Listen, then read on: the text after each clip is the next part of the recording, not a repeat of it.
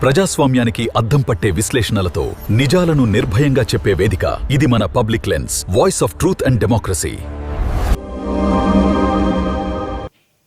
Good afternoon. Part 1 కనుక చూడనట్లయితే part 1 చూసి ఈ రెండవ పార్ట్ని చూస్తే చక్కగా అర్థమవుతుంది.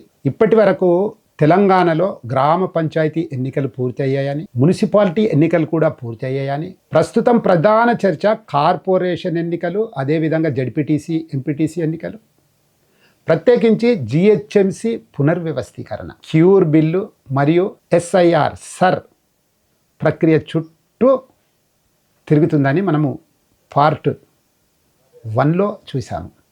అయితే ఇప్పుడు అసలు ప్రశ్న, ఈ మార్పులన్నీ ప్రజలకు మేలు చేస్తాయా లేక స్థానిక ప్రజాస్వామ్యాన్ని మరింత క్లిష్టంగా మారుస్తాయా? ముందుగా గ్రామీణ స్థానిక పాలన గురించి మాట్లాడుకుందాం. ప్రస్తుతం తెలంగాణలో 3 అంచెల పంచాయతీరాజ్ వ్యవస్థ అమలులో ఉంది, మనందరికీ తెలుసు. మొదట గ్రామ పంచాయతీ, తర్వాత మండల పరిషత్, తరువాత జిల్లా పరిషత్. ప్రజలు నేరుగా సర్పంచులను, ఎంపీటీసీ సభ్యులను, అదేవిధంగా జడ్పీటీసీ సభ్యులను ఎన్నుకుంటారు. తర్వాత ఎంపీటీసీ సభ్యులు కలిసి మండల ప్రజా పరిషత్ అధ్యక్షుడిని అంటే ఎంపీపీని ఎన్నుకుంటారు. అలాగే జడ్పీటీసీ సభ్యులు కలిసి జిల్లా పరిషత్ చైర్మన్ను ఎన్నుకుంటారు. అయితే ఇప్పుడు మరో ఆసక్తికరమైనటువంటి చర్చ జరుగుతోంది. ప్రభుత్వం ఎంపీటీసీ, జడ్పీటీసీ వ్యవస్థలో మార్పులు చేయాలా, దానిని మరింత సరళీకరించాలా అనే అంశాన్ని చాలా పరిశీలిస్తున్నట్టు పలు వార్తా కథనాలు జరుగుతూ ఉన్నాయి. ముఖ్యమంత్రికి సన్నిహితంగా ఉండబడే అటువంటి నాయకులు కూడా వాళ్ళ సన్నిహితులతో అన్నట్టు తెలియవస్తూ ఉన్నది. ఇక్కడ ఒక విషయం చాలా స్పష్టం చేయాలి. ఇది ఇప్పటికీ ప్రతిపాదన మాత్రమే, అధికారికంగా చట్టంగా మారలేదు. ప్రభుత్వం తుది నిర్ణయం ప్రకటించలేదు. అయితే ఇలాంటి ప్రతిపాదన ఎందుకు వస్తుంది? ప్రస్తుతం ప్రభుత్వం భావిస్తున్నటువంటి కోణం ఏమిటి? విశ్లేషకులు చెబుతున్నటువంటి అంశాలు ఏమిటి? కొంతమంది అభిప్రాయం ప్రకారము ఎన్నికల ఖర్చు తగ్గుతుంది, ఎన్నికల ప్రక్రియ వేగవంతమవుతుంది, పరిపాలన సులభతరం అవుతుంది, ఒకే వ్యవస్థలో నిర్ణయాలు తీసుకోవడం సులభమవుతుందని భావిస్తున్నారు. ఎట్లా? డైరెక్ట్ ఎలక్షన్స్ కనుక పెడితే, జడ్పీటీసీ, ఎంపీటీసీ లేకుండా డైరెక్ట్ ఎలక్షన్స్ పెడితే, చైర్మన్లను, ఎంపీపీలను ఎన్నుకుంటే.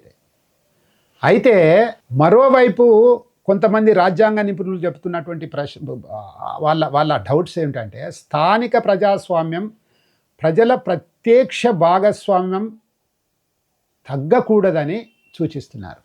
కరెక్టే కదా? ఇప్పుడు స్థానిక ప్రజాస్వామ్యంలో ప్రత్యక్ష భాగస్వామ్యం తగ్గకూడదనే అటువంటి మాట పార్లమెంటరీ ప్రజాస్వామ్య సిస్టంలో చాలా ముఖ్యమైనది కూడా. ఎందుకంటే ఎంపీటీసీ, జడ్పీటీసీ ఇవి కేవలం పదవులు మాత్రమే కావు. గ్రామీణ ప్రాంత ప్రజలకు మండల, జిల్లా స్థాయిలో ప్రత్యక్ష ప్రాతినిధ్యం కల్పించే వ్యవస్థ కూడా. అందువల్ల ఏ సర్కారు అయినా రాజ్యాంగ స్ఫూర్తికి అనుగుణంగా ఉండాలని వారు భావిస్తున్నారు. రాజ్యాంగ నిపుణులు భావిస్తూ ఉన్నటువంటి అంశం ఇది. ఇప్పుడు పట్టణ ప్రాంతాలకు వస్తే ఇక్కడ కూడా పెద్ద మార్పులు ప్రతిపాదించబడ్డాయి. Cure bill, GHMC, Cyberabad, Malkajgiri, ఈ 3 కార్పొరేషన్లు ఒక సమగ్ర పట్టణ పరిపాలన చట్రంలో పనిచేసే విధంగా ప్రతిపాదించారు. ఈ ప్రతిపాదన మాత్రం చాలా బాగుంది. దీంతో ఏం మారవచ్చు? ప్రభుత్వం చెబుతున్నది ఏమిటంటే, రోడ్లు, ట్రాఫిక్, నీటి సరఫరా, డ్రైనేజీ సిస్టమ్, విపత్తుల నిర్వహణ, వివిధ శాఖలు ఒకే సమన్వయంతో పనిచేయటం కారణంగా కాస్త ఫాస్ట్గా అవగాహనతోటి ముందుకు పోయేటువంటి అవకాశం ఉంది. దీంతో పరిపాలన వేగవంతమవుతుందని ప్రభుత్వం భావిస్తూ ఉంది. అయితే ఇక్కడ కూడా మరో కోణం ఉంది. కొన్ని పౌర సంఘాలు ఈ బిల్లుపై అభ్యంతరాలు వ్యక్తం చేస్తున్నాయి. వారి అభిప్రాయం ఏమిటంటే, ఎన్నికైన స్థానిక సంస్థల అధికారాలు తగ్గకూడదని. నిజమే, తగ్గకూడదు. ఎన్నికైనటువంటి స్థానిక సంస్థల అధికారాలు ఎప్పుడు కూడా తగ్గించకూడదు. నిర్ణయాధికారం ఎన్నిక కాని సంస్థల చేతుల్లోకి వెళ్ళకూడదు. ఇది చాలా ఇంపార్టెంట్. ఏదైతే నిర్ణయాధికారం ఉంటుందో ఆ నిర్ణయాధికారం ఎన్నిక కాని సంస్థల చేతుల్లోకి వెళ్ళకూడదు. ఇది పార్లమెంటరీ ప్రజాస్వామ్య సిస్టానికి వ్యతిరేకం అవుతుంది. ఈ అంశాలపై మరింత ప్రజాభిప్రాయం తీసుకోవాలని కూడా వారు కోరుతున్నారు. తీసుకోవాలి, ప్రజాభిప్రాయం తీసుకోవాలి, లీగల్ ఏదైతే ఒపీనియన్ తీసుకోవాలి, అసలు పార్లమెంటరీ సిస్టానికి సంబంధించినటువంటి రాజ్యాంగ వ్యవస్థలో ఉండబడినటువంటి అంశాలను కూడా పరిశీలించాలి. అంటే ఒకవైపు ప్రభుత్వం సమగ్ర పట్టణ పరిపాలన గురించి మాట్లాడుతోంది, మరోవైపు కొంతమంది స్థానిక స్వపరిపాలన బలహీనపడకూడదని కూడా చెబుతా ఉంది. ఇదే ప్రజాస్వామ్య సౌందర్యం. అంటే భిన్న అభిప్రాయాలు ఉంటాయి ప్రజాస్వామ్యంలో, కానీ చివరికి చట్టం, ప్రజాభిప్రాయం, రాజ్యాంగం ఈ మూడు కలిసి తుది రూపాన్ని నిర్ణయిస్తాయి. ఇప్పుడు మరో కీలకమైనటువంటి అంశం ఏమిటంటే స్పెషల్ ఇంటెన్సివ్ రివిజన్. ప్రస్తుతము ఓటరు జాబితాల సమగ్ర సవరణ జరుగుతూ ఉంది. ఈ ప్రక్రియ పూర్తయ్యాక ఎన్నికల నిర్వహణ మరింత స్పష్టత వచ్చే అవకాశం ఉంది. ఈ అంశం కూడా అధికారులు సూచిస్తూ ఉన్నారు. అయితే పూర్తయిన వెంటనే ఎన్నికలు జరుగుతాయని ఇప్పుడే చెప్పలేం. ఎందుకంటే ఎన్నికల షెడ్యూల్ ప్రకటించే అధికారం సంబంధిత ఎన్నికల సంఘానిదే. అధికారిక ప్రకటన వచ్చే ఆ తర్వాత జరిగేటువంటి షెడ్యూలు ఖచ్చితమైనటువంటి తేదీలు తెలుపుతాయి. ఇవన్నీ తెలపాలన్నా కూడా ముందు రాష్ట్ర ప్రభుత్వం యొక్క ఆలోచన విధానాన్ని కూడా ఎన్నికల సంఘం అభిప్రాయము సేకరిస్తుంది. చివరిగా తెలంగాణలో ప్రస్తుతం జరుగుచున్నది కేవలం ఎన్నికల ఆలస్యం